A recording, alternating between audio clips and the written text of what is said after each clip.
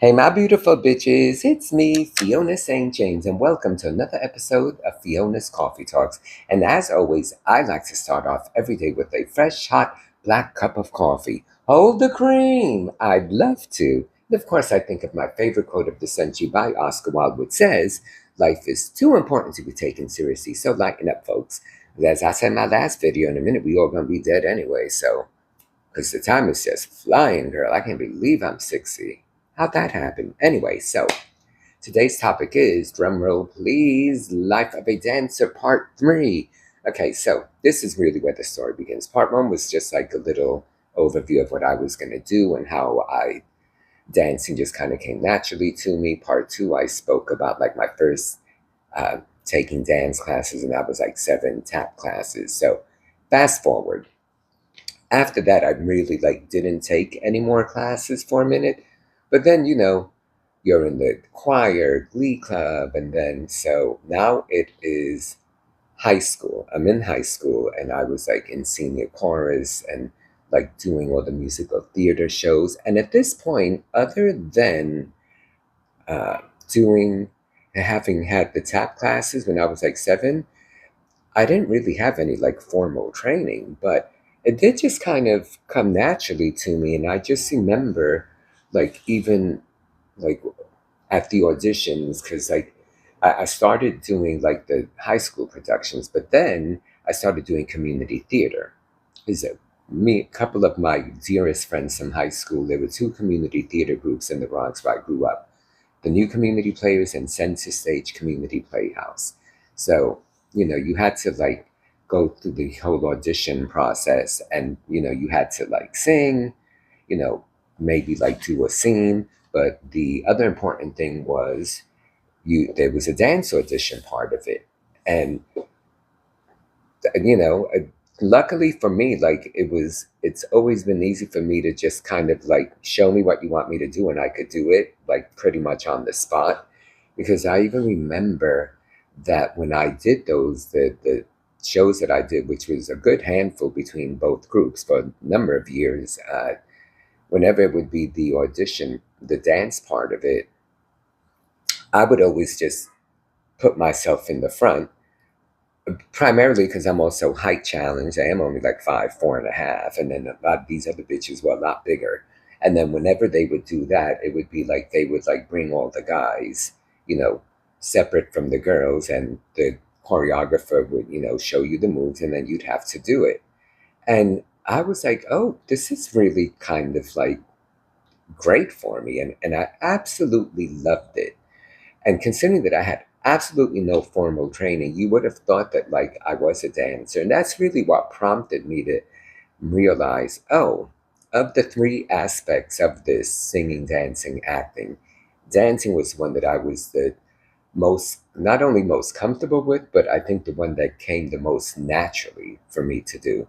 And I remember also at a lot of the auditions, because it was like the same group of us that did all the shows, and so we did become all very friendly, like this big old happy family. And I remember a couple of times a few of them saying to me, "Oh my God, I'm so glad you were in the front," because they were like following me because I would pick it up so quickly. And again, like I've said in the other videos, that whole natural inclination, and I think part of that also is because I loved it so much. And then if you love what you're doing, then I think it does come a lot easier. It's a lot easier for you to do, and it comes more naturally. And not to say that that's not the case for like acting or singing, because I do that as well. But to reiterate, I'd say dancer, actor, singer. I don't know, I keep flip flopping between the singing and acting, but definitely, without a doubt, I would put dancing as my number one. I did mention, I think in the last video, that I just finished the show, a one night performance. Nora Burns, hey Nora, Denim on Denim, and it was this like spoof of like 80s denim, and it was like this cute variety show, and I was in 2 of the dance numbers, and we did it so quickly. We literally had rehearsal Monday and Tuesday, and we performed Thursday. Today's only Sunday, so we performed it a couple of days ago. And the choreography was, it wasn't all that difficult. But even doing that with one rehearsal, it was like, boom, picked it up, and then we performed it, and it was so great. And I did have a wonderful moment also where I did, I had my own solo moment where I did a spoof on like, as Brooke Shields, nothing comes between me and my Calvins. It was kind of brilliant what the script that they came up with.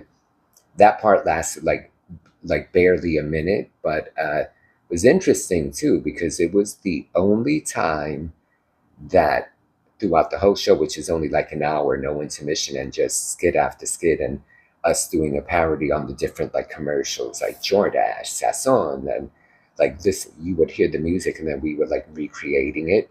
But throughout the entire show, there was always music playing in the background, and usually at least more than one person, unless like if Nora was on stage alone, then she'd be alone, but music playing in the background. And I remember Adam, hey Adam, the director said to me, Fiona, when you do your skit, like that's the only time in the show that there's absolutely no music playing, and you're gonna be alone on stage, and it's just about the dialogue. And I was like, can you put any more pressure on me? And but and I literally got the script, the dialogue for that part like 5 days before, and thank God it wasn't very long. Uh, but and it's not that that's not easy for me to do, but it's it's a lot easier for me to remember a dance move right away. Memorizing lines I can do, but it's been a minute since I've done that too. So that even took like a moment. And then because there was so many different working components with like different actions that I was doing, and it literally was not till like 2 hours before we went and did the show that it suddenly became what it needed to be. We retweaked it till the very ending, because even as recently as like 4 hours before I did it, I was like I was a little unsure as like how it was going to come out, and it just felt like I was trying to do too much, and I kind of felt like it was interfering with the dialogue. So then we, you know, retweaked the hell out of it, and it actually came out so great.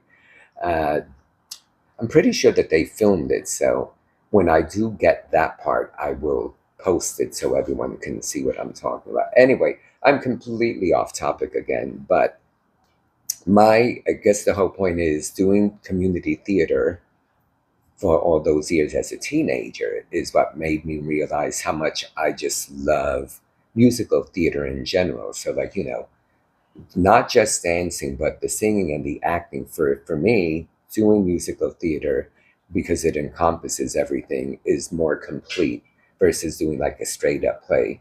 And I have also found, I'm going to finish with this thought.